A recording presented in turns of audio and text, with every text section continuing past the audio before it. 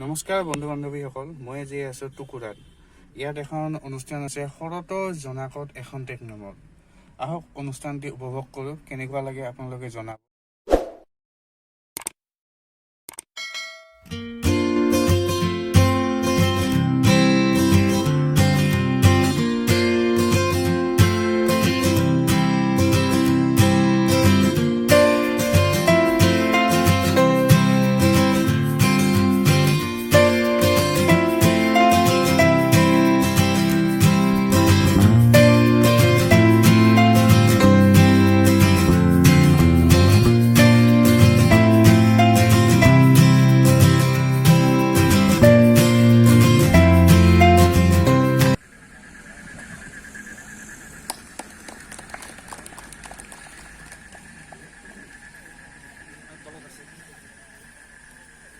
Hello.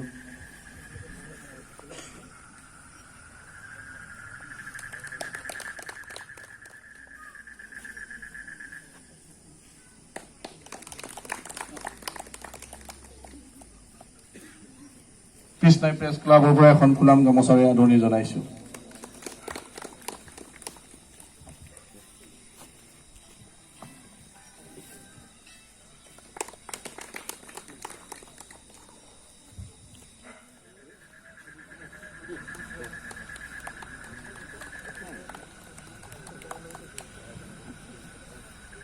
আমাৰ মাজত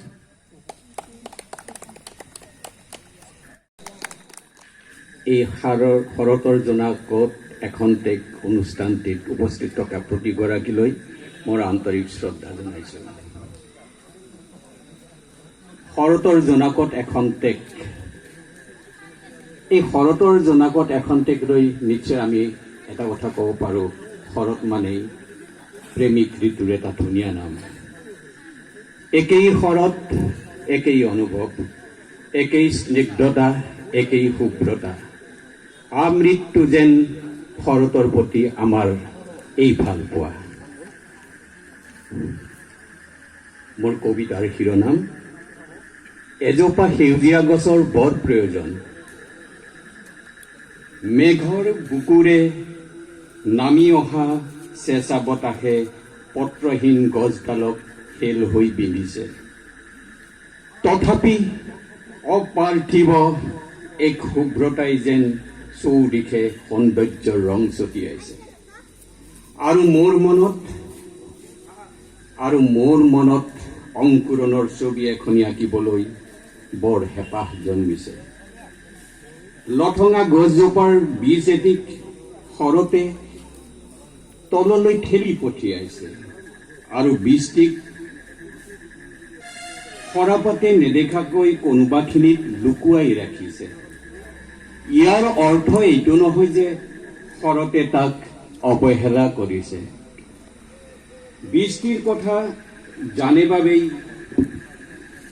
এদিন বৰষুণজাক তাৰ কাষলৈ আহিব, ৰঙচুৱা দুটি কণমানি পাত প্ৰস্ফুটিত হ'ব, কোমল শিপাই মাটি খামুচি ধৰিব আৰু কণমানি পাতে হেমন্তক ক'ব, চোৱা মোৰ শূন্যতাৰে গছজোপাই আকৌ কথা ক'ব।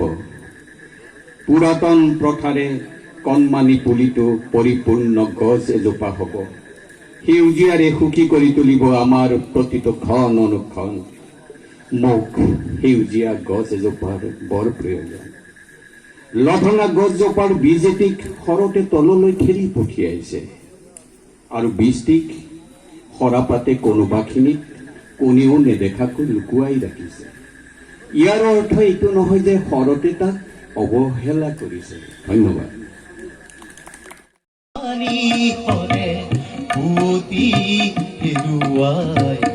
অপোন মৰহি মনে পোহৰ হেৰুৱাই নিশাৰ শেৱালি হৰে।